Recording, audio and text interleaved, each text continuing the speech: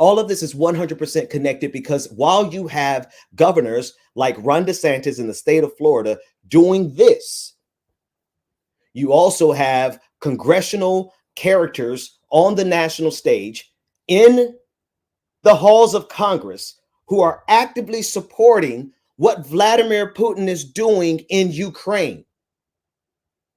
It is a two-tiered effort that is going on in this country, on this planet right now. Vladimir Putin is trying to change the global order. We discussed yesterday with Dr. Carl Mack where Xi Jinping is and where China is in all this. And as it stands right now, it appears as if China is going to stand by and allow Vladimir Putin the opportunity to change the world order. Well, folks, listen, I need you to hear this very clearly. What happened in Ukraine is not impossible from happening in other countries. And don't think for a second that the people in power in this country love America so much that they will stand against Vladimir Putin. Quite the contrary. They have shown that they hate blackness so much. They absolutely hate the idea of wokeness, which is a boogeyman of their own creation. You shouldn't be saying woke in the first place. White people saying woke is like anathema. Like, well, why? Just leave it alone. But they hate the idea of wokeness so much that they're literally willing to turn this government over, this country over to Vladimir Putin, as evidenced by Steve Bannon. David, if you can't find it, it's on my timeline from about 2 weeks ago before I disappeared. Steve Bannon, who was one of the chief advisors to Donald Trump. Donald Trump himself, forget it, Steve Bannon. Donald Trump himself supporting what's happening in Ukraine, what Vladimir Putin is doing, right? You have Republicans who are supporting it openly, saying that this, applauding him. This is what else you have.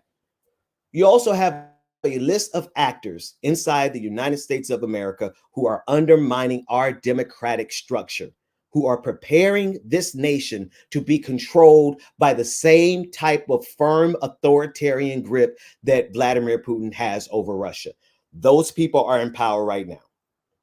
Those people have no regard whatsoever for this country. They only have a regard for their perceived grievance. Because at the end of the day, do any of these people have it bad? Like, let's be real. The people who could afford to go to January 6th. I'm not talking about Jimmy down at the car wash with you, who's actually working out in those frigid temperatures. I'm not talking about, Jake, who is throwing trash. I'm not talking about people who are in working conditions. I'm talking about those guys who had enough money and enough savings and enough gas to drive and joyride all the way to Washington, D.C. to cosplay as some type of revolutionaries trying to overthrow. I'm talking about those morons who quite honestly got it good in this country.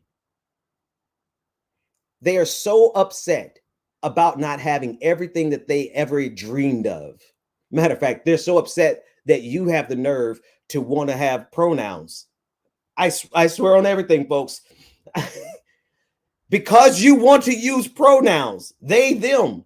These people are ready to overthrow the government, and they have aligned with the global pan-reactionary movement that is being headed up by Vladimir Putin. I cannot stress this enough. It is not an isolated event. What is happening in Ukraine will replicate itself across the globe if we don't stop it right there, and if we don't stop these traitors who are in our temples right now. All right, we have a clip.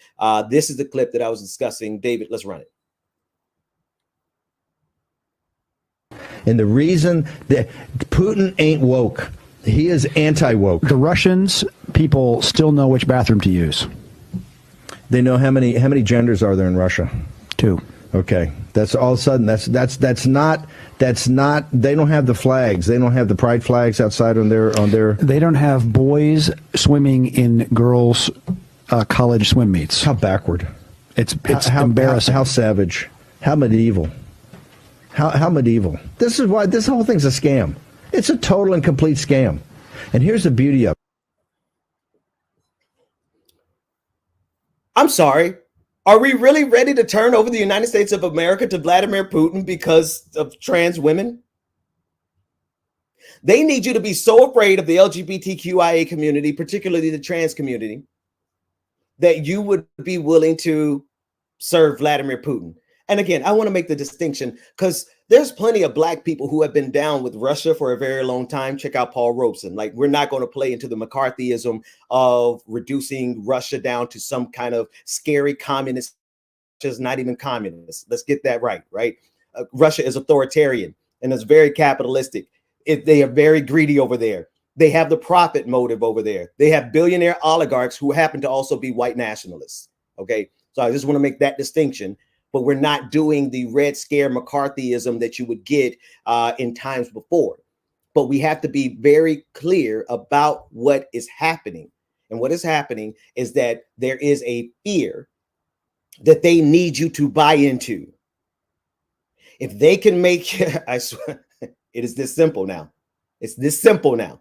If they can make you afraid of what bathroom a transgender person goes to, then they could get you to line with Vladimir Putin. Because that's what he just said in the clip.